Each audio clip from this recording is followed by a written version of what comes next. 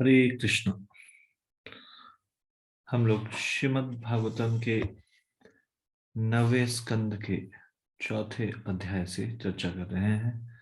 चौथे अध्याय का शीर्षक है दुर्वासा मुनि द्वारा अम्बरीश महाराज का अपमान। हम लोग 66 श्लोक तक चर्चा कर चुके हैं। अभी हम 67 से आगे की चर्चा करेंगे। इससे पहले कि हम ये शुरू करें, कृपया आप सब लोग मेरे साथ ये प्रार्थना बोलिए। ओम नमो भगवते वासुदेवाय। ओम नमो भगवते वासुदेवाय। ओम नमो भगवते वासुदेवाय। नारायणं नमस्कृत्य नरं चैव नरोत्तमम् देवीं सरस्वतीं व्यासं ततो जयम् उदीरयेत्। नष्टप्रायेषु अभद्रेषु नित्यं भागवत सेवया भगवती उत्तम श्लोके भक्तिर्भवति नैष्टिकी।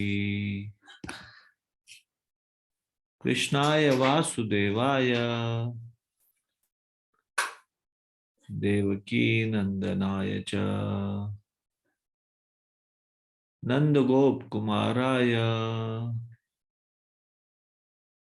गोविंदाय नमो नमः। मूकं करोति वाचालं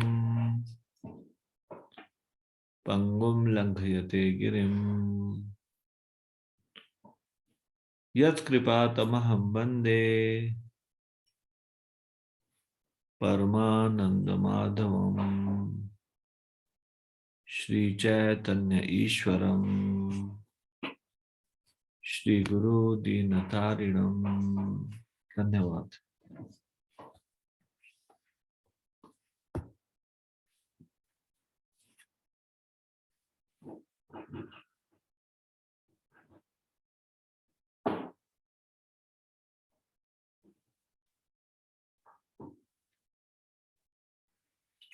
सतासठवां श्लोक।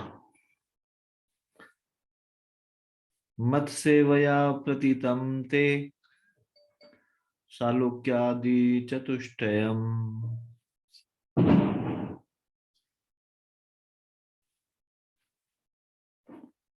नेच्छन्ति सेवया पूर्णः कुतो अन्यत् काल विप्लुतम्। मेरे जो भक्त मेरी प्रेम भक्ति में लगे रहकर सदैव संतुष्ट रहते हैं, वे मोक्ष के 4 सिद्धांतों सालोक्य, सारूप्य, सामीप्य तथा साष्टी में भी तनिक रुचि नहीं रखते, यद्यपि उनकी सेवा से ये उन्हें स्वतः प्राप्त हो जाते हैं। तो फिर स्वर्गलोक जाने के नश्वर सुख के विषय में क्या कहा जाए। तात्पर्य, श्रील बिल्लु मंगल ठाकुर ने मोक्ष का मूल्यांकन इस प्रकार किया है। मुक्ति स्वयं मुक्ति स्वयं मुकुलितांजलि सेवते स्मान धर्मार्थ काम गतयः समय प्रतीक्षा। उन्हें अनुभव हुआ कि यदि कोई भगवान के प्रति अपनी सहज भक्ति विकसित कर लेता है तो मुक्ति उसकी पूर्ण रूपेण सेवा करने के लिए हाथ जोड़े खड़ी रहती है। दूसरे शब्दों में, भक्त पहले से ही मुक्त रहता है, उसे भिन्न प्रकार की मुक्ति पाने की आकांक्षा करना व्यर्थ है। शुद्ध भक्त को बिना चाहे ही स्वतः मुक्ति प्राप्त होती है। अब ये श्लोक भी बहुत महत्वपूर्ण है। अगला 68वां श्लोक। साधवो हृदय मह्यम साधुनां हृदय त्वहम मदन्यते न जानन्ति नाहम तेभ्यो मनागपि। शुद्ध भक्त सदैव मेरे हृदय में रहता है और मैं शुद्ध भक्त के हृदय में सदैव रहता हूँ। मेरे भक्त मेरे सिवाय और कुछ नहीं जानते और मैं उनके अतिरिक्त और किसी को नहीं जानता। तात्पर्य, चूंकि दुर्वासा मुनि महाराज अम्बरीश को प्रताड़ित करना चाहते थे, इसका अर्थ यह हुआ कि वे भगवान के हृदय को पीड़ा पहुंचाना चाहते थे, क्योंकि भगवान का वचन है साधवो हृदयम मह्यम, शुद्ध भक्त मेरे सदैव मेरे हृदय में रहते हैं। भगवान की भावनाएं उस पिता के समान होती है जो अपने बच्चे को पीड़ा में देखकर पीड़ा का अनुभव करता है। अतः भक्त के चरण कमलों पर किए गए अपराध गंभीर होते हैं।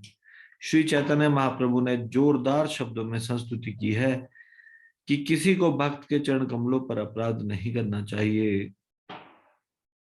ऐसे अपराधों की तुलना उस मतवाले हाथी से की जा सकती है जो बगीचे में घुसकर उत्पात मचा देता है।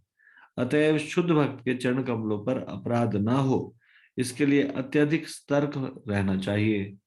वस्तुतः महाराज अम्बरीश का तनिक भी दोष न था। दुर्वासा मुनि उन्हें व्यर्थ ही प्रताड़ित करना चाहते थे। महाराज अम्बरीश ने भगवान को प्रसन्न करने के लिए भक्ति का अंग स्वरूप एकादशी पारण पूरा करना चाहा, अतएव उन्होंने थोड़ा सा जल पी लिया। यद्यपि दुर्वासा मुनि महान योगी ब्राह्मण थे, किंतु वे यह नहीं जानते थे कि यह सब क्या है। एक शुद्ध भक्त तथा वैदिक ज्ञान के तथाकथित पंडित में यही अंतर होता है। भक्तगण सदैव भगवान के हृदय में स्थित होने के कारण सीधे भगवान से आदेश प्राप्त करते हैं, जैसा कि भगवद गीता के 10वें अध्याय के 11वें श्लोक में स्वयं भगवान पुष्टि करते हैं। तेषामेवानुकंपार्थ अहम ज्ञानजं तमः नाश्याम्यात्म भावस्थो ज्ञान दीपेन भास्वता। मैं उनके हृदयों में वास करते हुए उन पर दया करने के कारण अज्ञान जन्य अंधकार को ज्ञान के दीपक से नष्ट करता हूं। भक्त ऐसा कोई कार्य नहीं करता जिसकी अनुमति भगवान नहीं देते। जैसा कि कहा गया है, वैष्णवेर क्रिया मुद्रा विज्ञ न बुझाए। यहां तक कि अत्यंत विद्वान या अनुभवी व्यक्ति भी वैष्णव या शुद्ध भक्त की गतिविधियों को नहीं जान सकता।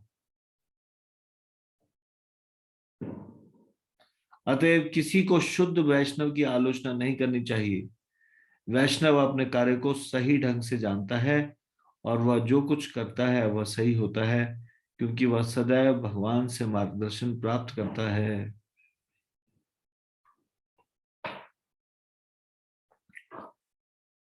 वैष्णवेर क्रिया मुद्रा विज्ञ ना बुझाए। एक वैष्णव के कार्यकलापों को कोई विद्वान भी समझ नहीं सकता। उपायं कथयिष्यामि तव विप्र शृणुष्व। अयं ह्यात्माभिचारस्ते यतस्तं याहि माच्चिरम्। साधुषु प्रहितं तेजः प्रहर्तुः कुरुते शिवम्। हे ब्राह्मण, अब मैं तुम्हारी रक्षा के लिए उपदेश देता हूं, मुझसे सुनो। तुमने महाराज अम्बरीश का अपमान करके आत्मद्वेष से कार्य किया है, अतएव तुम एक क्षण की भी देरी किए बिना तुरंत उनके पास जाओ। जो व्यक्ति अपनी तथाकथित शक्ति का प्रयोग जो व्यक्ति अपनी तथाकथित शक्ति का प्रयोग भक्त पर करता है, उसकी वह शक्ति प्रयोक्ता को ही हानि पहुंचाती है। इस प्रकार कर्ता विषय को हानि पहुंचती है, विषय को नहीं।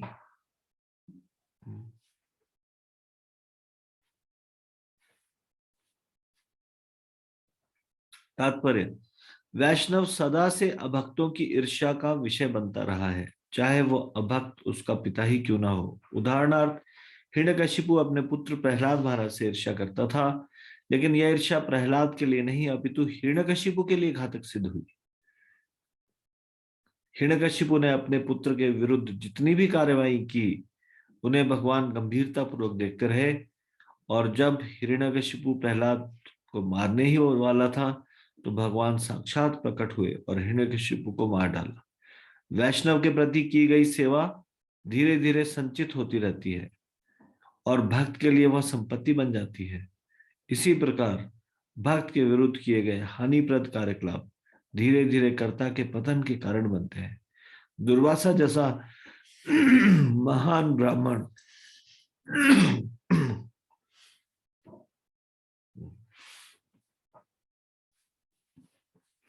दुर्वासा जैसा महान ब्राह्मण एवं योगी भी घोर संकट में था, क्योंकि उसने शुद्ध भक्त महाराज अम्बरीश के चरण कमलों पर अपराध किया था। तपो विद्या च विप्राणाम निश्रेय सकरे उभे ते एव दुर्विनीतस्य कल्पेते कर्तुरन्यथा।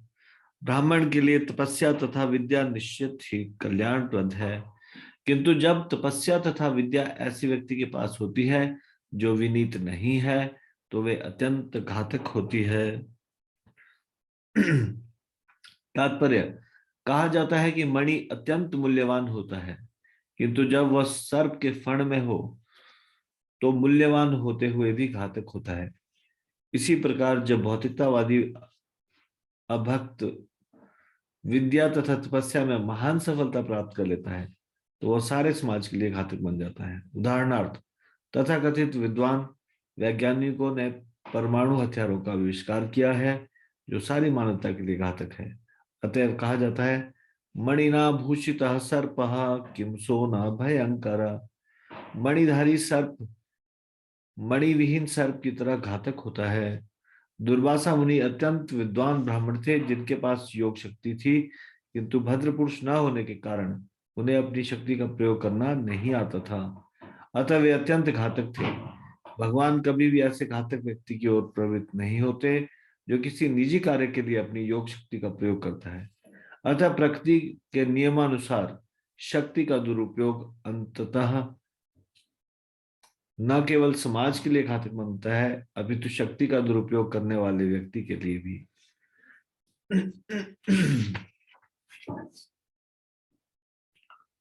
ब्रह्मंस्तद्गच्छ भद्रम तेना भाग तनयम नृपम क्षमापय महाभागम तथा शांतिर्भविष्यति। अतएव हे ब्राह्मण श्रेष्ठ, तुम तुरंत महाराज नाभाग के पुत्र राजा अम्बरीश के पास जाओ। मैं तुम्हारे कल्याण की कामना करता हूं।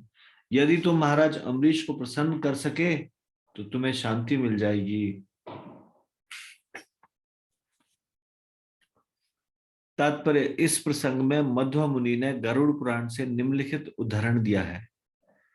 ब्रह्मादि भक्ति कोटि अंशाद अंशो नैवांबरीशके नैवन्यस्य चक्रस्यापि तथापि हरिरीश्वरः तात्कालिकोपचेयत्वात् तेषां यशस आदिराट् ब्रह्मादयश्च तत्कीर्तिं व्यञ्जयाम् आसुरुत्तमां मोहनाय च दैत्यानां ब्रह्मादे निन्दनाय च अन्यार्थं च स्वयं विष्णुर्ब्रह्माद्याश्च निराशिषा मानुषेषूत्तमात्वाच्च तेषां भक्त्यादिभिर्गुणे ब्रह्मादेर्विष्णुवधीनत्व ज्ञापनाय च केवलम् दुर्वासाश्च स्वयं रुद्रस् तथाप्यन्यात् या मुक्तवान् तस्याप्य अनुग्रहार्थाय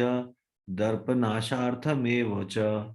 महाराज अम्बरीश तथा दुर्वासा मुनि विषयक इस कथा से यह शिक्षा ग्रहण की जा सकती है कि ब्रह्मा जी तथा शिव जी समेत सारे देवता भगवान विष्णु के अधीन है। अतएव जब किसी वैष्णव का अपमान होता है तो भगवान विष्णु उस अपमानकर्ता को दंड देते हैं। ऐसे व्यक्ति को कोई भी बचा नहीं पाता, यहां तक कि ब्रह्मा जी या शिव जी भी नहीं। इस प्रकार श्रीमद् भागवतम के 9वें स्कंद के अंतर्गत दुर्वासा मुनि द्वारा अम्बरीश महाराज का अपमान नामक चौथे अध्याय के भक्ति वेदांत तात्पर्य पूर्ण हुए।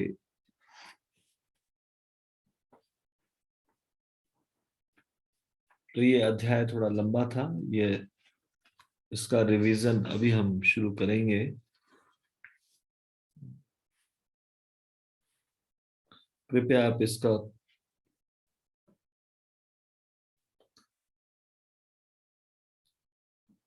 पहला श्लोक निकाल लीजिए।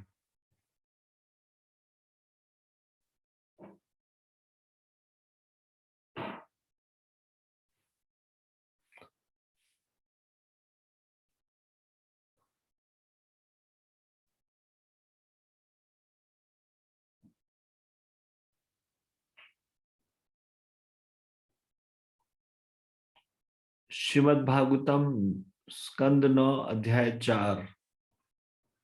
दुर्वासा मुनि द्वारा अम्बरीश महाराज का अपमान। इस अध्याय में सुखदेव गोस्वामी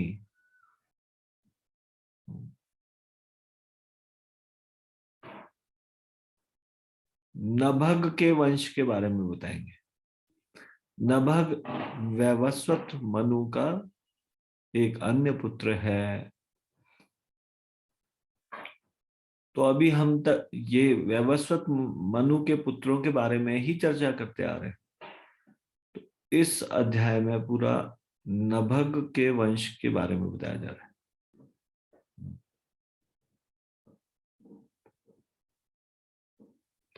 तो पहले 12 श्लोकों में नभग के पुत्र नाभाग की कथा है। नभग के बारे में बताया जा रहा है। तो नभग के पुत्र नाभाग के बारे में बताया जा रहा है पहले 12 श्लोकों में। पहले 2 श्लोकों में बताया गया कि नभग का पुत्र नाभाग वो ब्रह्मचारी के रूप में बहुत काल तक अपने गुरु के पास रहा।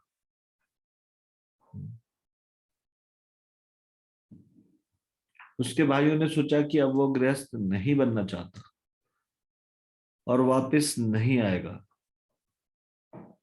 फलस्वरूप उन्होंने अपने पिता की संपत्ति में उसका हिस्सा न रखकर उसे आपस में बांट लिया। लेकिन जब नाभाग अपने गुरु के स्थान से वापस आया तो उन्होंने उसके हिस्से के रूप में उसे अपने पिता को दे दिया। तो पहले ही उसके पास कुछ नहीं है, कोई सारी की सारी उसकी भूमि तो इन्होंने आपस में बांट ली है।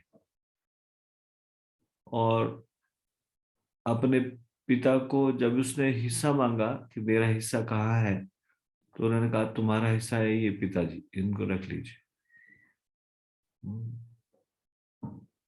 इसमें तात्पर्य में प्रभुपाद जी बताते हैं 2 प्रकार के ब्रह्मचारी होते हैं।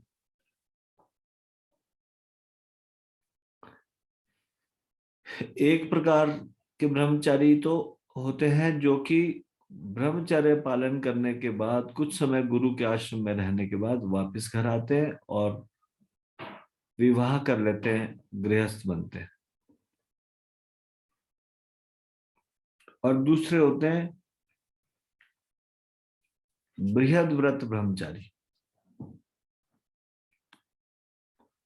बृहद व्रत ब्रह्मचारी वो हैं जो गुरु के स्थान से वापस ही नहीं आते।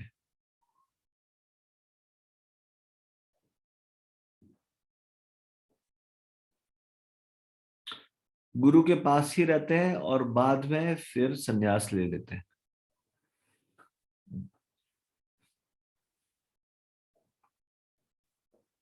लेकिन ब्रह्मचर्य का जीवन आवश्यक है। पहले के समय में सभी लोग सबसे पहली अवस्था ब्रह्मचारी जीवन को अपनाते थे, उसके बाद फिर ये बाकी अवस्थाएं आती थी।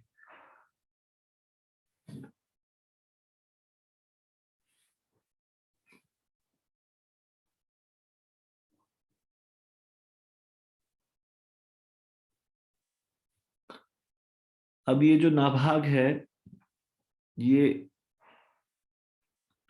एकदम सीधा साधा है अपने भाइयों में।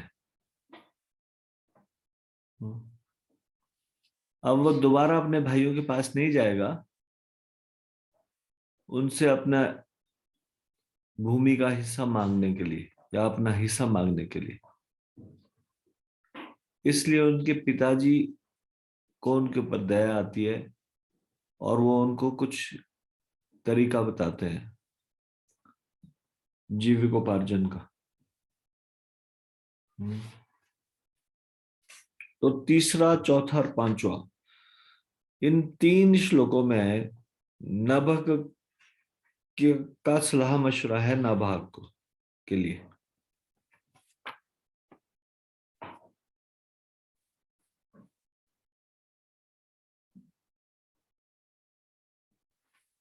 तो पहले दो श्लोकों में वो उनको जब कोई भी हिस्सा नहीं देते,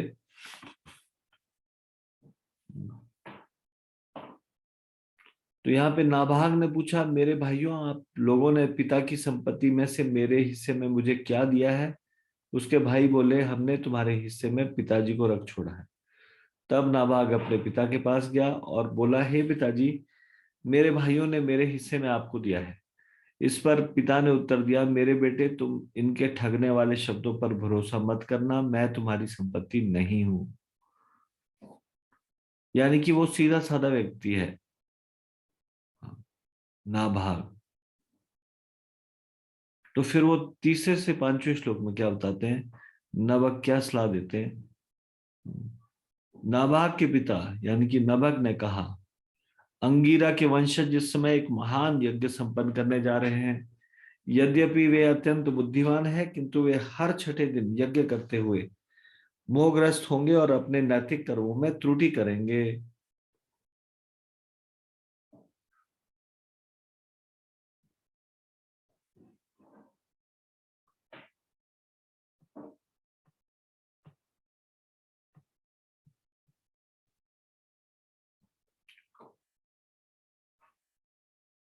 नाभाग के पिता ने आगे कहा, उन महात्माओं के पास जाओ और उन्हें वैश्वदेव संबंधी दो वैदिक मंत्र सुनाओ। जब वे महात्मा यज्ञ समाप्त करके स्वर्ग लोक को जा रहे होंगे, तो वे यज्ञ में प्राप्त शेष दक्षिणा तुम्हें दे देंगे, अतएव तुम तुरंत जाओ।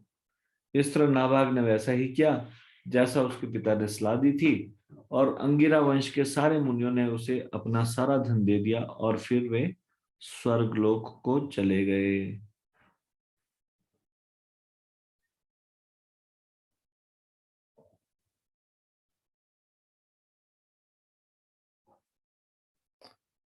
अब छठवें और सातवें श्लोक में ये बताया गया, जब ये सारा धन दे के चले गए अंगिरा के वंशज, तो अब थोड़ा डिस्प्यूट हो गया। छठवें और सातवें श्लोक में डिस्प्यूट क्या हो गया, नाभाग और शिवजी में। हालांकि नाभाग को मालूम नहीं था कि ये शिवजी है। जब नाभाग सारा धन ले रहा था, तो उत्तर दिशा से काला कलूटा व्यक्ति उसके पास आया और बोला, यह इस यज्ञशाली की सारी संपदा मेरी है। तब नाभाग ने कहा, यह धन मेरा है, इसे ऋषियों ने मुझे प्रदान किया है। जब नाभाग ने कहा, तो उस काले कलूटे ने उत्तर दिया, चलो तुम्हारे पिता के पास चलें और इस उनसे इसका निपटारा करने के लिए कहें। तद अनुसार नाभाग ने अपने पिता से पूछा।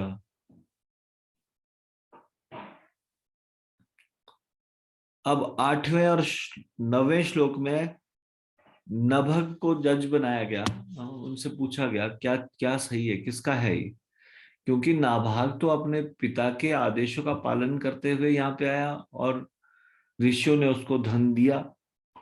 तो जब नभग से पूछा गया, तो नभग ने क्या फैसला सुनाया, तो वो आठवें और नवें श्लोक में बताया गया।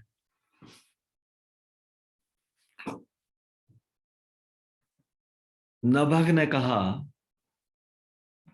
ऋषियों ने दक्ष यज्ञशाला में जो भी आहुति दी थी, वह शिवजी को उनके भाग के रूप में दी गई थी। अतएव इस यज्ञशाला की प्रत्येक वस्तु निश्चित रूप से शिवजी की है। हालांकि वो शिवजी के रूप में नहीं आए थे, वो एक काला कलूटा व्यक्ति के रूप में आए थे, शिव भगवान।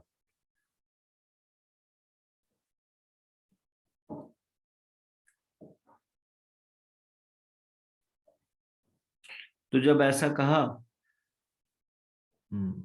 तत्पश्चात शिवजी को नमस्कार करने के बाद नाभाग ने कहा, हे पूज्य देव, इस यज्ञशाला की प्रत्येक वस्तु आपकी है, ऐसा मेरे पिता का मत है। अब मैं विनम्रता पूर्वक आपके समक्ष अपना सिर झुकाकर आपसे कृपा की भीख मांगता हूं।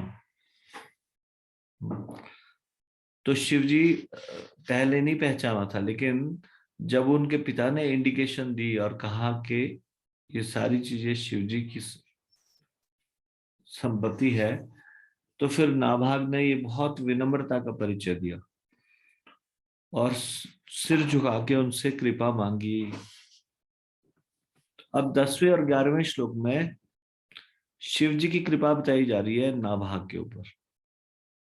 शिव जी ने कहा, तुम्हारे पिता ने जो कुछ कहा है वह सत्य है और तुम भी वही सत्य कह रहे हो, अतः वेद मंत्रों का ज्ञाता मैं तुम्हें दिव्य ज्ञान बतलाऊंगा। शिव जी ने कहा, अब तुम यज्ञ का बचा सारा धन ले सकते हो, क्योंकि मैं इसे तुम्हें दे रहा हूं।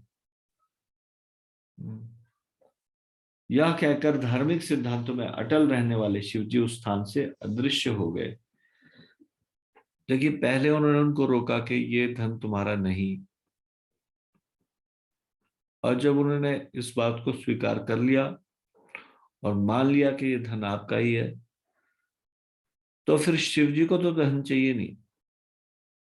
तो शिवजी ने कृपा करके वो धन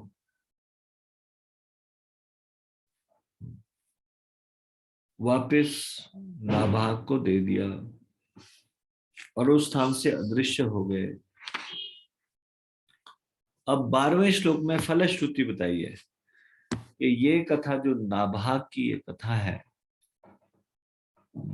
इसको कोई प्रातः काल एवं सायकाल अत्यंत ध्यानपूर्वक सुनता या स्मरण करता है, वह निश्चय ही विद्वान वैदिक स्त्रोत्रों को समझने वाला एवं स्वरूप सिद्ध हो जाता है। 13वें श्लोक से 28वें श्लोक तक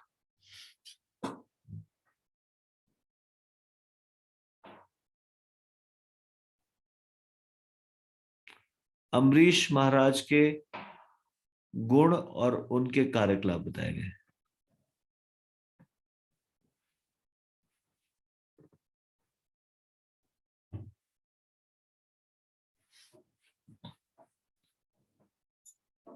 तो यहाँ पे नाभाग के से महाराज अम्बरीश ने जन्म लिया, ये बताया गया है। अम्बरीश उच्च भक्त थे और अपने महान गुणों के लिए विख्यात थे।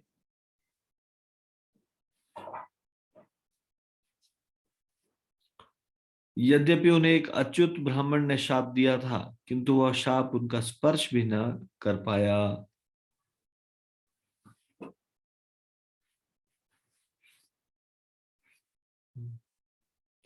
तो ये सुखदेव गोस्वामी बता ही रहे होते हैं कि परीक्षित महाराज के मन में जिज्ञासा उत्पन्न होती है। तो फिर परीक्षित महाराज पूछते हैं 14वें श्लोक में, राजा परीक्षित ने पूछा, हे महानुभाव महाराज अम्बरीश निश्चय ही अत्यंत उच्चस्थ एवं सच्चरित्र थे। मैं उनके विषय में सुनना चाहता हूं। यह कितना आश्चर्यजनक है कि एक ब्राह्मण का दुर्लंघ्य शाप उन पर अब कोई प्रभाव नहीं दिखा सका।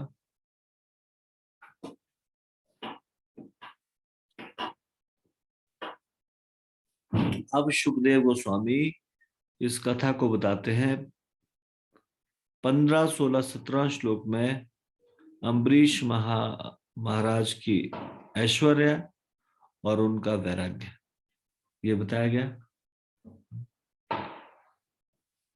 सुखदेव गोस्वामी ने कहा, अत्यंत भाग्यवान महाराज अम्बरीश ने 7 द्वीपों वाले संपूर्ण विश्व पर शासन किया और पृथ्वी पर अक्षय असीम ऐश्वर्य और संपन्नता प्राप्त की। यद्यपि ऐसा पद विरले ही मिलता है, किंतु महाराज अम्बरीश ने इसमें तनिक भी लापरवाही नहीं की, क्योंकि उन्हें पता था कि ऐसा सारा ऐश्वर्य भौतिक है, ऐसा ऐश्वर्य स्वप्न तुल्य है और अंततो गत्वा विनष्ट हो जाएगा। ऐश्वर्य स्वप्न तुल्य है का मतलब आज है और कल नहीं।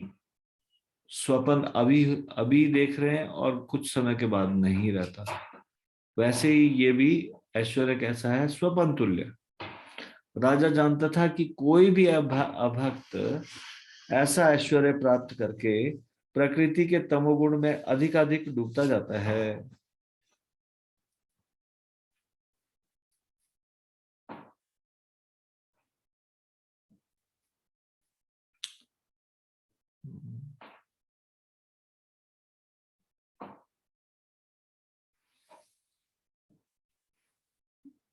ज्यादा ऐश्वर्य प्राप्त करके क्या होगा, प्रकृति के तमोगुण में व्यक्ति डूबता जाएगा।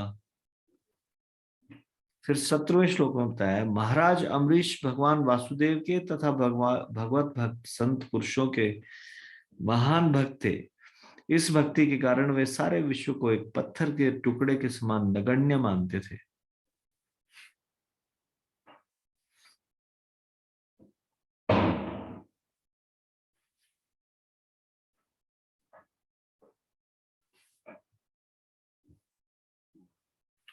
अब 18वें श्लोक से लेकर 20वें श्लोक तक ये बहुत महत्वपूर्ण श्लोक है। ये 3 श्लोक 18, 19 और 20, इसमें अम्बरीश महाराज जी के कृष्ण भावनामृत के बारे में बताया गया है। इसमें बताया गया है किस प्रकार से उन्होंने सेवा में लगाया, किस चीज को सेवा में लगाया। तो इन श्लोकों को थोड़ा सा ध्यान से देख लेते हैं। सवै मन कृष्ण पदार विंदयो, तो सबसे पहले मन की बात हो रही है।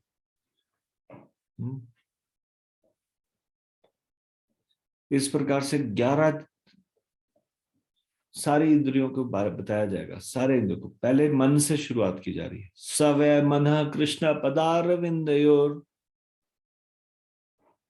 अपने मन को कृष्ण के चरण कमलों का ध्यान करने में लगाया। कृष्ण के चरण कमलों का ध्यान करने में, तो देखिए किस प्रकार से अपने शरीर के अलग अलग हिस्सों को भगवान की सेवा में लगाना चाहिए, इसमें बताया जा रहा है। सबसे पहले बताया क्या, अम्बरीश महाराज जी ने अपने मन को लगाया सबसे पहले, किसमें, भगवान कृष्ण के चरण कमलों का ध्यान करने में।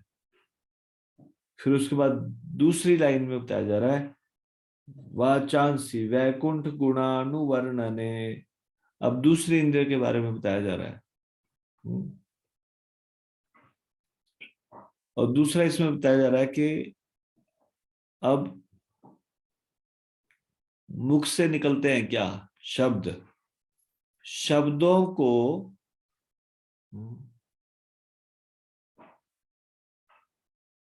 कृष्ण भगवान के गुणानुवाद करने में लगाया। वैकुंठ गुण अनुवर्णने,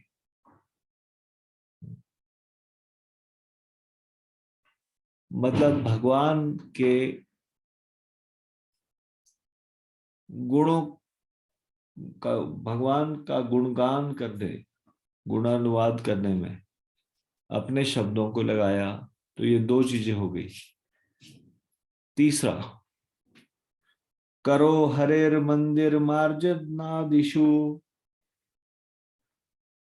करो मतलब हाथ, दोनों हाथों को किस चीज में लगाया, हरे मंदिर मार्जन आदिशु, हरि मंदिर के सफाई करने जैसे कार्यों में। सबसे पहले मन के बारे में बताया, फिर वाणी के बारे में बताया, अब हाथों के बारे में बता रहे हैं। हाथों को किस तरह से लगाया गया, भगवान के मंदिर की सेवा करने में।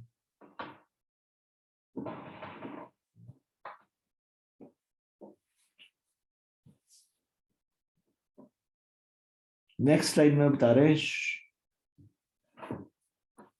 श्रुतिम चकार च्युत सत्कथोदये, श्रुति मतलब जिसके कान, चकार मतलब संलग्न किए गए, अपने कानों को किस चीज में लगाया,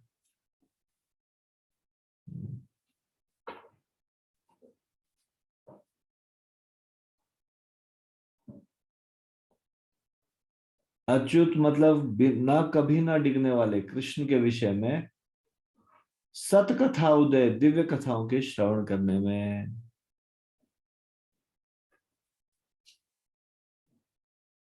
दिव्य कथाओं के श्रवण करने में। फिर उसके बाद मुकुंद लिंगालय दर्शने दिशो।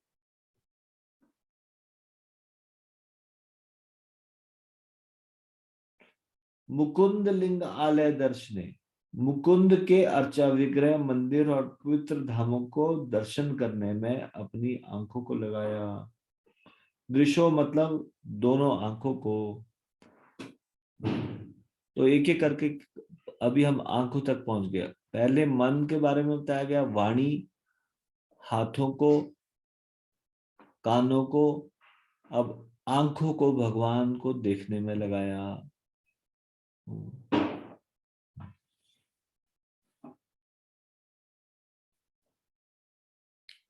तद्भृत्य गात्र स्पर्शे संग संग तद तद्भृत्य गात्र स्पर्शे अंग संगमम।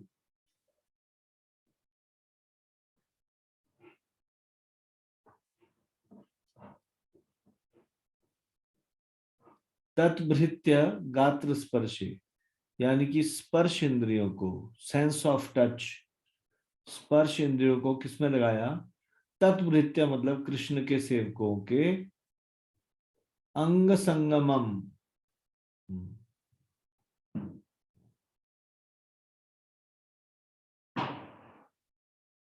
भगवान के भक्तों की सेवा में लगाया।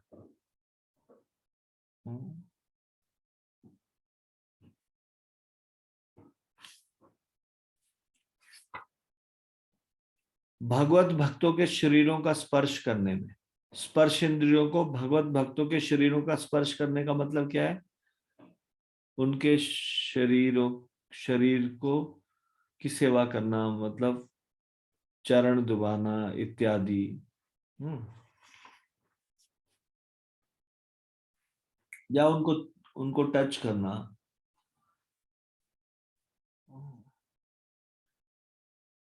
अब सेंस ऑफ स्मेल को किसमें लगाया? अगले श्लोक में, अगली लाइन में बता रहे हैं, घ्राणम च तत्पाद सरोज सौरभे।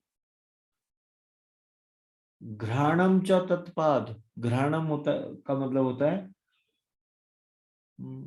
सेंस ऑफ स्मेल, घ्राण इंद्रिय। तत्पाद सरोज सौरभे, उनके चरणों के सरोज कमल के फूल की सुगंधी को सूंघने में।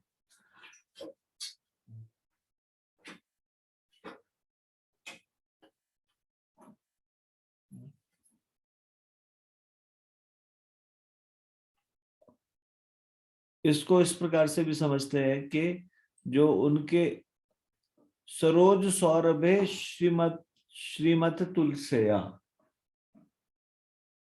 तो उनके चरणों में चढ़ाई गई तुलसी, चरण कमलों में चढ़ाई गई तुलसी को सूंघने में अपनी घ्राणेंद्रियों को लगाया। रसनम तद अर्पिते, अब जिब्बा के बारे में बोल रहे हैं कि जिब्बा को भगवान का प्रसाद ग्रहण करने में लगाया। पादो हरे क्षेत्र पदानुसर्पणे, पादों मतलब दोनों पांवों को, हरे क्षेत्र मतलब भगवान के मंदिर या फिर वृंदावन या द्वारका धाम जैसे पवित्र स्थानों में, पद अनुसर्पणे मतलब पैदल चलते हुए, हाँ, तो अपने पांवों को लगाया पैदल भगवान के धामों को तब पहुंचने के लिए। फिर बता रहे शिरः ऋषिकेश पद अभिवंदने, अपने सिर को लगाया किस चीज में? इंद्रियों के स्वामी कृष्ण के चरण कमलों को नमस्कार करने में।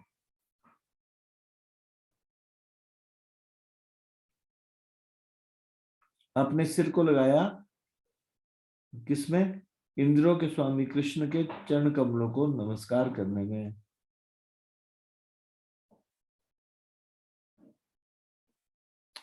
कामम च दास्ये न तु काम काम्या।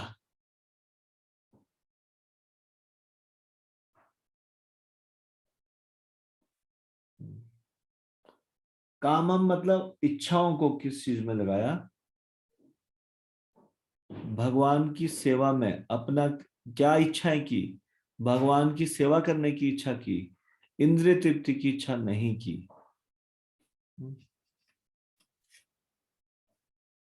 न तो काम काम्य, या इंद्रिय तृप्ति की इच्छा में नहीं।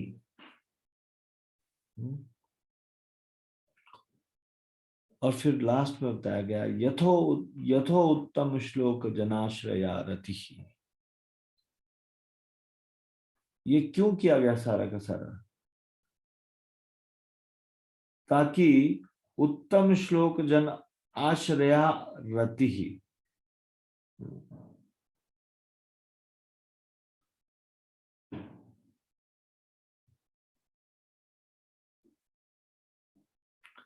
ताकि भगवान में रति हो, जैसा कि महान भक्तों के महान भक्तों के हृदय में रति उत्पन्न हुई थी। तो प्रभुपाद जी यहाँ पे बता रहे हैं कि भगवान के प्रति आसक्ति बढ़ाने और समस्त भौतिक इच्छाओं से पूर्णतः मुक्त होने की यह विधि है।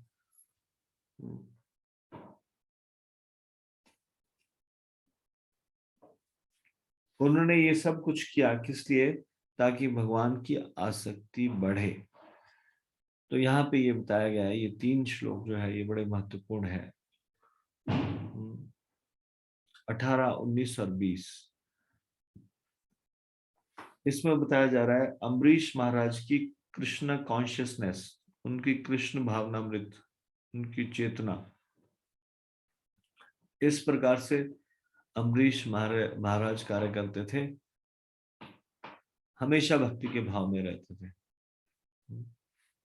ये भक्ति, ये भगवान के प्रति आसक्ति बढ़ाने का तरीका है और सारी भौतिक इच्छाओं से पूर्णतः मुक्त होने की यह विधि है। फिर 21वें श्लोक में अम्बरीश महाराज का एक आदर्श राज्य के बारे में बताया गया।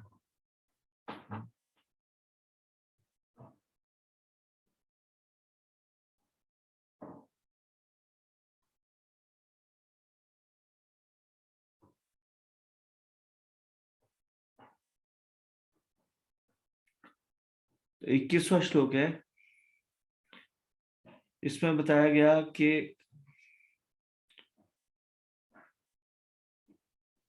वो राजा के रूप में भी अपने नियत कर्तव्यों का पालन करते हुए सारे के सारे राजसी कार्यकलापों के फलों को सदैव भगवान कृष्ण को अर्पित करते थे।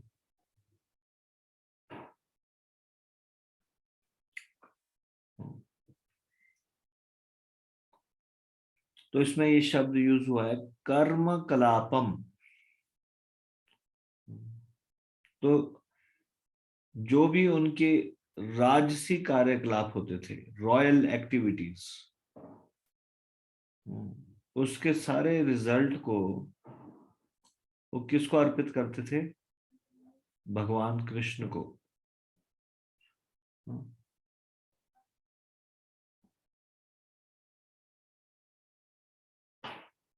अधियज्ञ, अधियज्ञ मतलब जो कि परम भोक्ता है। भगवान कृष्ण अधियज्ञ मतलब जो परम भोक्ता है उनको अर्पित करते थे।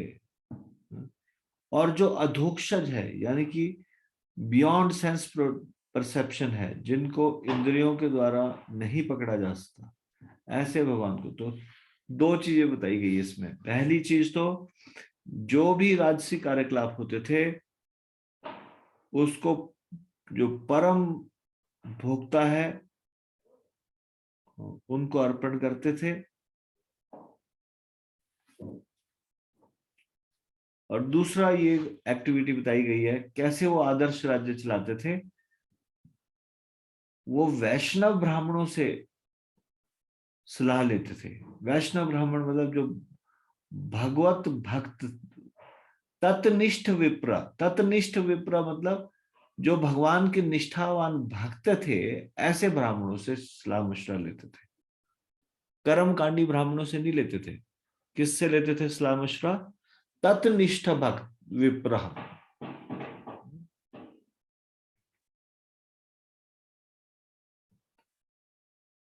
ऑर्डिनरी ब्राह्मणा नहीं, वो वाले ब्राह्मण जो कि भगवान के भक्त है, भगवान के भक्त ब्राह्मणों से सलाह मशवरा लेते थे।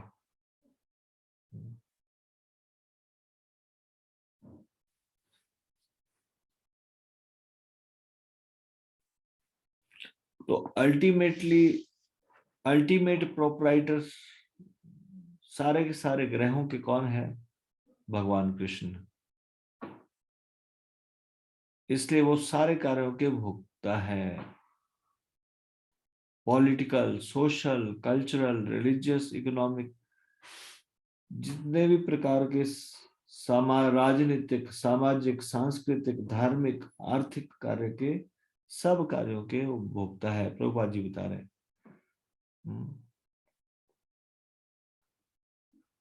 भोक्तारम यज्ञ तपसाम सर्वलोक महेश्वरम सूर्यदम सर्वभूतानां ज्ञात्वा माम शांतिम गच्छति।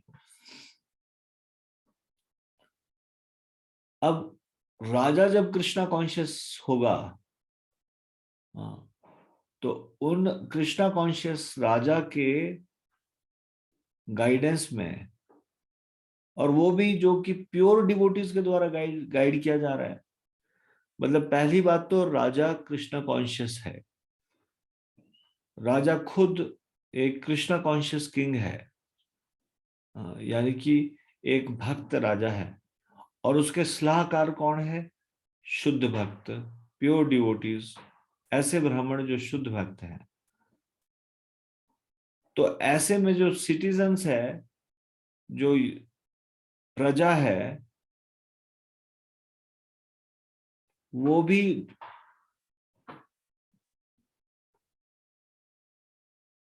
शुद्ध भक्त बनने के लिए प्रेरित हो जाएगी, और इस प्रकार से एकदम से पीसफुल हो जाएंगे और ऑनेस्ट हो जाएंगे।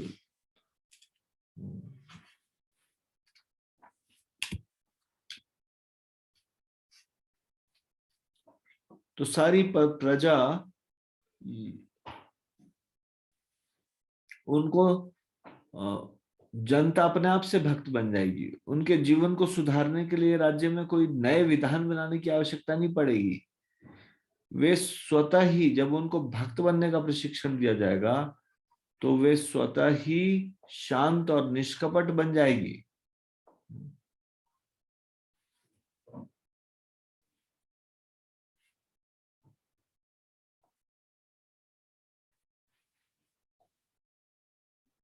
तो 22वें श्लोक से आगे की चर्चा, का रिवीजन, 22वें श्लोक से आगे का रिवीजन हम अगले प्रवचन में करेंगे। अभी हम इसको यहीं पे विराम देंगे। श्रीमद् भागवतम की जय। शिल प्रभुपाद की जय। निताई गौर प्रेमानंदे। हरि हरि बोल। आप सब लोगों का बहुत बहुत धन्यवाद।